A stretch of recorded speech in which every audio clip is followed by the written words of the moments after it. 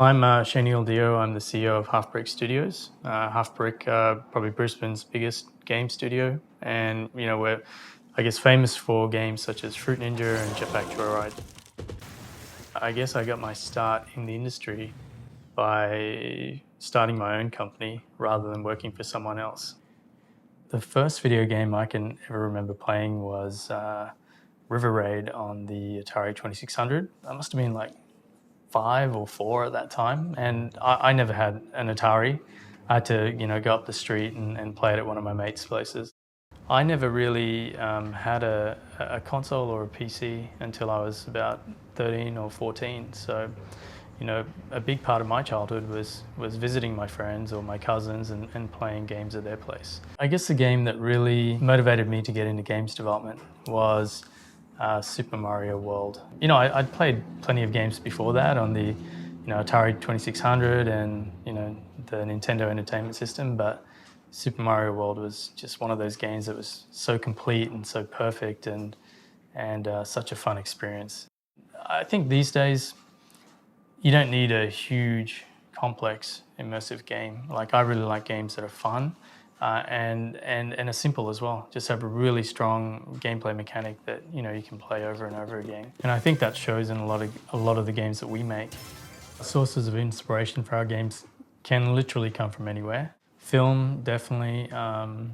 Books as well. Even TV commercials. I mean, Fruit Ninja. The inspiration from that came from a TV commercial about knives. There's two things that people always do when they make a knife commercial. They're usually cutting shoes to show how sharp a knife is, or they're cutting fruit. So Fruit Ninja in particular, someone threw up a bit of fruit and cut it with a knife. So that's where that came from. The games community in Brisbane and Queensland, I guess, has always been a really tight-knit community. Initially, the Queensland government spent a lot of time and effort in bringing people together, and that's really continued on. I think what's happened in the last 2 years is that a lot of the bigger companies that have shut down have given way to a lot of smaller independent companies that have sprung up, and the community in the indie scene is so strong. I think in terms of technology, the most exciting thing in the game space now is how easy it is for people to get access to really good technology to create the games that they want. And then on top of that, once they've created something, they can distribute it to a huge audience so easily.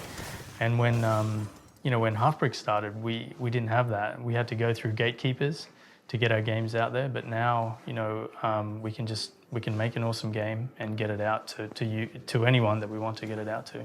So that's a huge changer. My advice to aspiring game developers is to persevere. Like, game development isn't an easy thing to get into. If you look at Rovio with Angry Birds, that was their 56th game or something like that. So, don't just think your first game's going to be a hit. Set yourself up to learn from each game, iterate and improve, and eventually you're going to get to a point where you will have a good chance with the games that you release. How I see the future of games panning out is definitely a shift away from bigger console titles, and we've seen that for the last 2 years. There's so many more channels for game developers to get their content to players.